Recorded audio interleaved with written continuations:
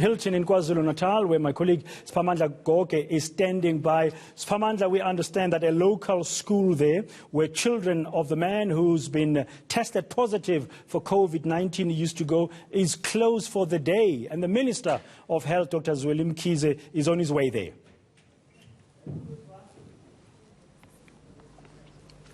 Oh, yes, indeed, brother. Yes, indeed.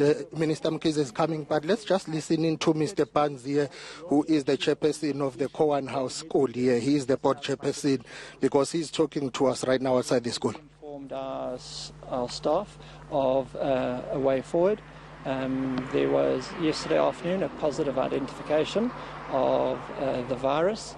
Though the person that was positively identified, his children are at Cowan House, and we have been informed by the National Institute of Communicable Diseases that there's a very, very slim chance of any kind of infection. We have erred on the side of being incredibly conservative and have taken a decision to close the school until further notice. We are dealing incredibly well with the Department of Health and the Department of Education. They have been incredibly supportive at present, and we will be meeting with them at 12 o'clock this afternoon. There will be a full media briefing at 2 o'clock this afternoon where the Minister will address the country. And further to that, we will communicate with our community as is responsible within the ambits of where the country is at present. Talk to us, Mr. Pans, about what the parents of the learners are. How are they feeling at the moment? There's a great amount of support out there from the parents at present.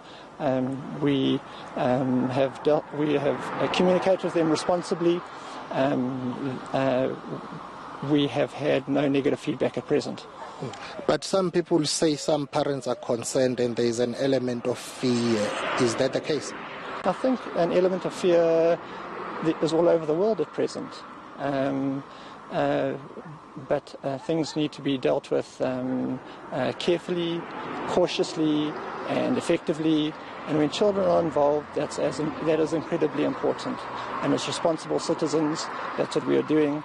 And without doubt, the bit that I've involved with government on the educational side and the health side, they have been incredibly supportive with regards to this incident. And then just, Mr. Barnes, I wanted to find out, are there any concerns the school has that you would like to raise maybe with the Department of Health ahead of the briefing at 2 o'clock? I don't believe we do. We'll deal with it at 12 o'clock with them. So in this community, you work here, you operate in and around here, your school is here. There have been reports that other schools have decided to shut down. Is that the case? Have you heard of anything like that? I've had no information with regards to other schools shutting. We have obviously, a school to a large extent, a school is the base of a community. So we have informed various schools within our community as to our modus operandi.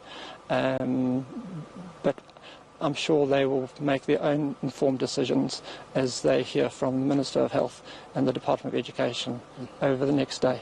So at the moment you have no idea when schooling will actually resume here?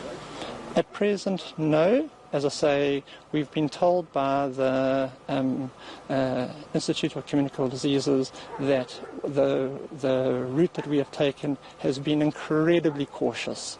They, in their opinion, believe that we've been overcautious, but that is the route that we've decided to take. But just to recap, have you been in contact with the said patient and what has he said to you? I haven't been in touch with the said patient. I've been in touch with their family, or the family, as they are a part of our school. They're of course under a whole heap of pressure at present, but they seem well, and they are dealing with the matter at hand with the correct authorities. How are the children doing? I have no knowledge as to the children, other than the information I've been told that they are well, but that's between them and the Department of Health. Okay. But in a nutshell, Mr. Barnes, it means you have no idea as to the issue of the children, whether there are any other learners who are being taken for testing and stuff like that. we've left all that kind of thing to the Department of Health to make their own assessment of the situation. This is a matter of health for the country, and we are simply part of that happening.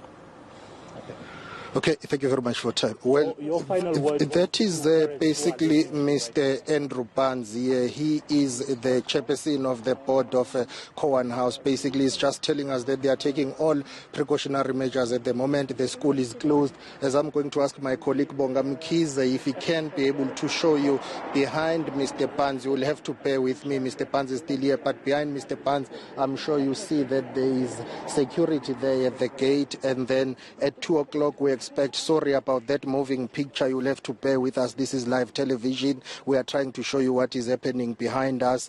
The school is closed. No schooling is taking place today. They will await the arrival of the Health Minister, Dr. Mkize, MEC for Education in KwaZulu-Natal, Kwazi Mshengu, as well as Health MEC Nomakuku Smelane Zulu, together with the National Institute for Communicable Diseases. They will be coming here and they will have a briefing at 2. So at the moment, we are in Hilton. Hilton is one of the exclusive suburbs in Pietermaritzburg. This is where the first patient that has tested positive in South Africa is, according to our sources. It's been confirmed by our sources that he is in Hilton. He went to a private general practitioner, which is down the road from where a kilometer, and then he was then sent back home to go and be on self-isolation. We'll be bringing you more later as we track this developing story.